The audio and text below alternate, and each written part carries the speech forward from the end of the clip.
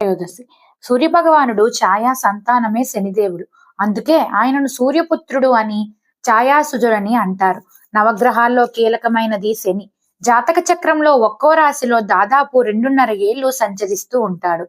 అంటే రాశి చక్రంలో ఒకసారి ప్రయాణానికి దాదాపు 30 ఏళ్లు పడుతుంది.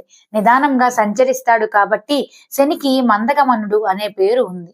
అయితే రాశి చక్రంలో ఆయన ఉంటే స్థానాన్ని బట్టి ఫలితాలు కూడా ఉంటాయి. జాతకరీత్యా శని ప్రభావం అధికంగా ఉన్నప్పుడు తమకు తక్కువ శ్రమ కలిగించాలని శనీశ్వరుణ్ణి వేడుకుంటాడు.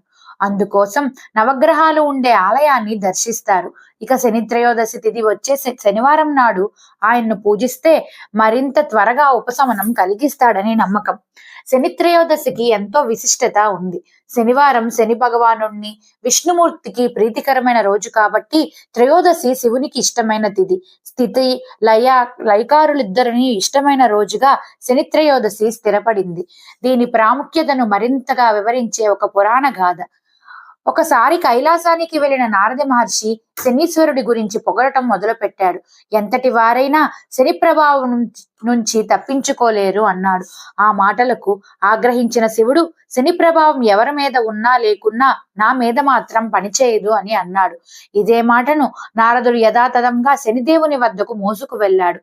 నా ప్రభావం నుంచి తప్పించుకోవటం ఎవరి తరమూ కాదు, ఇది సృష్టి ధర్మం అని చెప్పిన శని పరమేశ్వరుని ఫలానా సమయంలో పట్టి పీడించి తీరతానని అన్నాడు.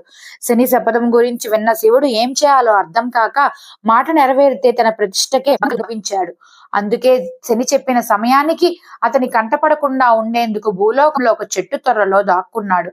మర్నాడు కైలాసానికి వచ్చిన శనిదేవుణ్ణి చూసిన శివుడు, నన్ను పట్టి పీడిస్తానన్న నీ శబదం ఏమైంది అంటూ పరిహసించాడు.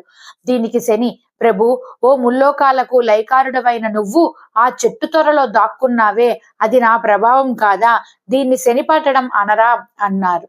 శనిదేవుని శక్తిని గ్రహించుడు, ఈ రోజు నుంచి శని త్రయోదశి నాడు ఎవరైతే నిన్ను పూజిస్తారో వారికి నీ అనుగ్రహంతో పాటు నా భయం కూడా దగ్గుతుంది అన్నారు.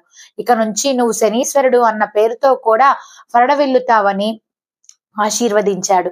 అప్పటి నుంచి త్రయోదశి తిథి వచ్చే శనివారం నాడు నువ్వుల నూనెతో శనీశ్వరుని అభిషేకించి తమని చూసి చూడనట్లుగా సాగిపోమ్మని వేడుకోవడం ప్రతీక.